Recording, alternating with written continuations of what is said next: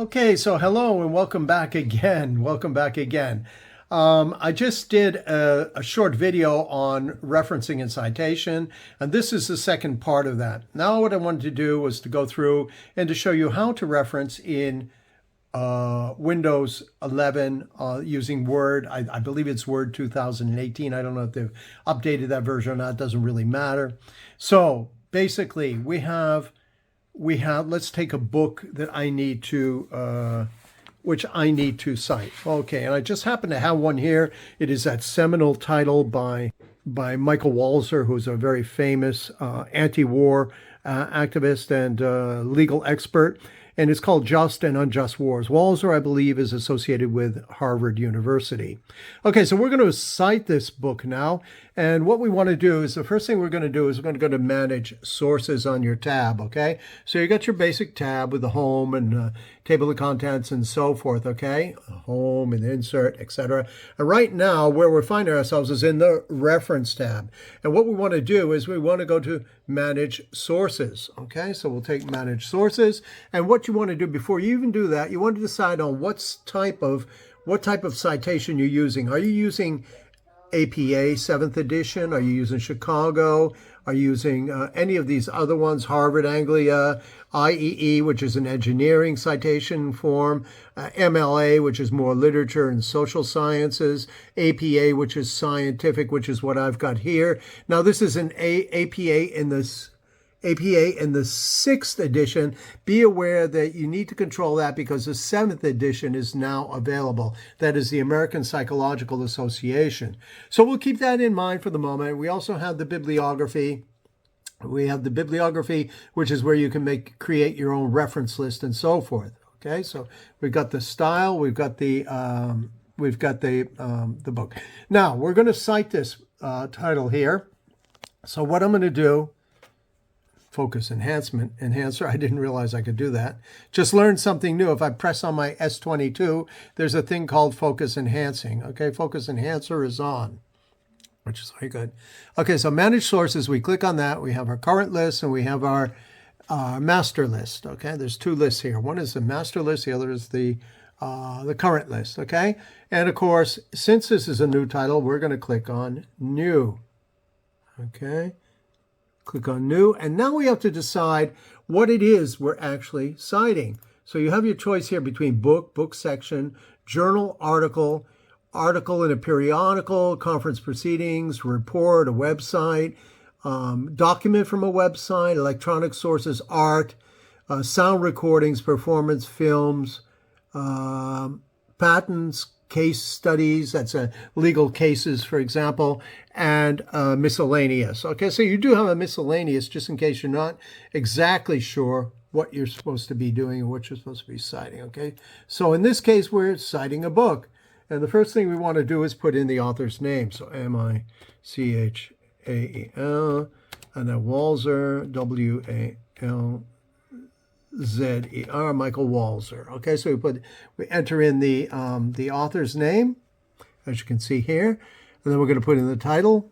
The title is Just and Unjust Wars. So let's start with that.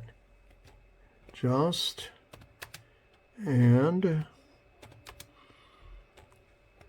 Unjust Wars. And of course, this title has to do, be sure to correct your spelling, double check your spelling because this does not spell correct, okay? There's no spell correction in the list itself, so you really need to be careful and to make sure you're not making any mistakes, which could reflect badly on your scholarship if you're trying to do something. So let's have a look at the actual year of publication. I believe this is 2008.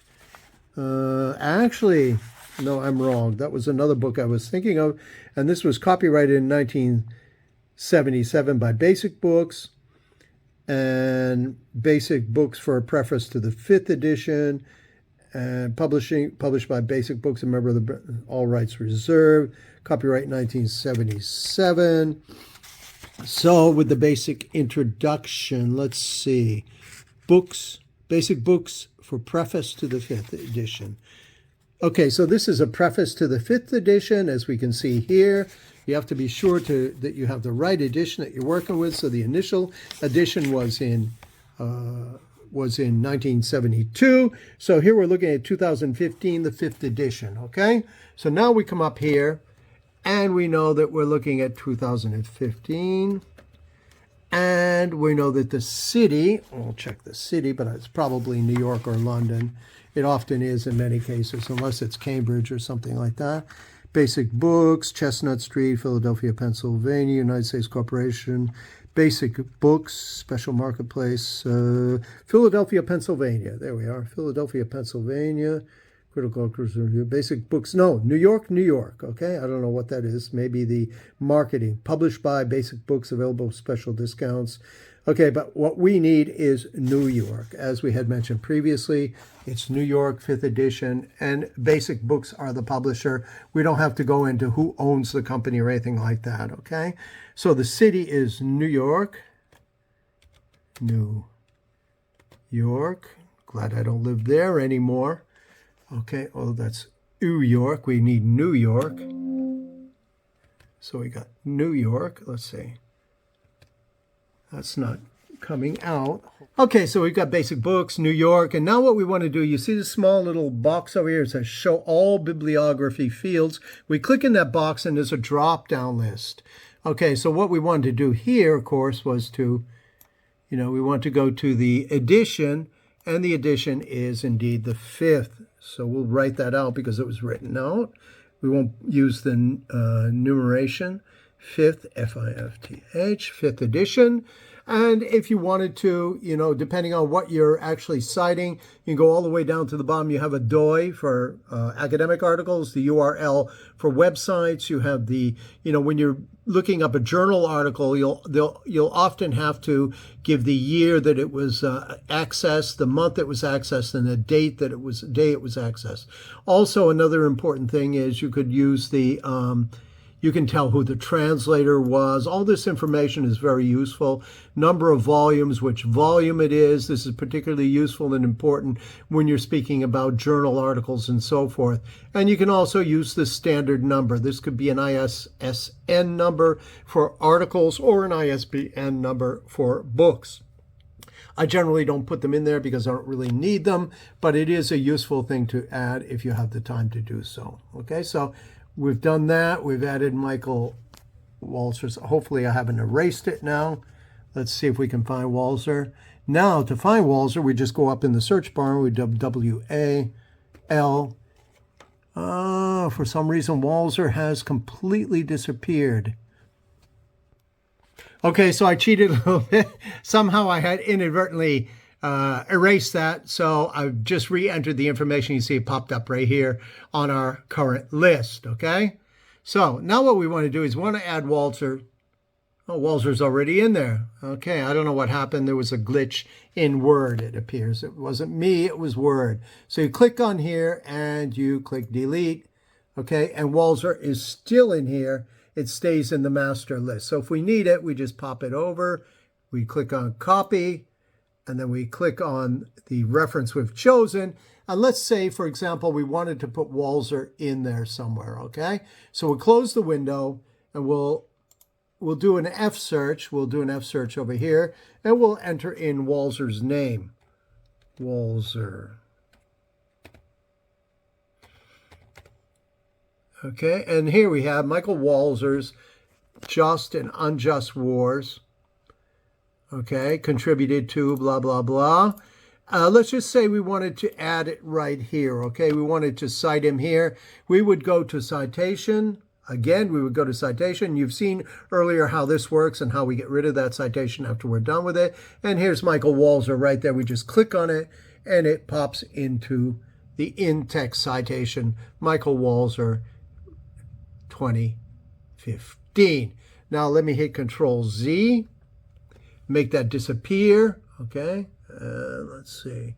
Gonna move that comma back a bit. And now let's imagine we wanted to do a footnote or an endnote, okay? So we would go to Insert Footnote, And there you have your footnote down on the bottom. We would click bibliography, insert bibliography. Now notice that when you insert a bibliography, it's always one line lower. So I click next to the one and I hit delete, and it pops right up at the right size. Okay, so we've got a nice endnote there, footnote. Now, if we want to change footnotes to endnotes, all we have to do is click the pop-up, and here you have bottom of page, footnotes, endnotes here. We just click endnotes, change it to endnotes at the bottom of the page. For some reason that's not working. Okay. Okay, convert all footnotes to endnotes. Okay, we're going to convert, and yes, and then we'll do control end. If we do control, let me find the end. Oh, that's a really long reach. Control end, and here we have Walser down at the very bottom of our page. Okay, down at the very bottom of our page, we find the citation for Walser. Whew! Okay, so boy, oh boy, it seemed like complicated, but really easy, okay? And you're going to find that that tool is very useful, okay? There are other commercial tools such as BibTeX and RAS and a few others out there commercially available, but I find I can work with Word without any difficulty, and it really does help me, okay? And in fact, I have at times purchased some of these commercially available products, and I found them far too complicated to use. You have to be an engineer, an IT engineer, in order to understand how they function. So for simple people, like myself, simple-minded people, I like to use simple tools. And for me, it works just right, okay? Okay, so just to wrap this endnote, and if we wanted to, for example, we could seize that entire reference, and we could just delete it. Backspace, backspace, backspace, backspace, and delete, okay? Or what we can do is we can just go back with the arrow, and there was the endnote. Now it's going to be a footnote because we're backspacing, right? Was what we did previously. And then go back, and then go back, and then go back, and then it's gone, okay? And Walser is back with us as a regular contributor. Okay, Bob's your uncle. I hope you enjoyed that. I hope that it's useful. It'll serve some purpose to you. And it'll, if you have any questions, please be sure to write them down in the comment section. I'll be more than happy to oblige you by responding. And I'm always here. If you have any other questions that I can assist you with, please feel free to reach out and ask. Okay, so I hope you enjoyed this. Give us a thumbs up and a like. You know the routine by now. Okay, everybody take care, and I look forward to seeing you again soon here on the Travel Gene.